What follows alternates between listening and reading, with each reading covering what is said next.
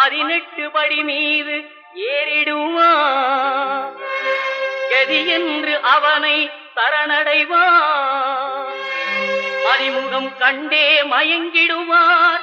ஐயனை துதிக்கையிலே தன்னையே மறந்திடுவார்.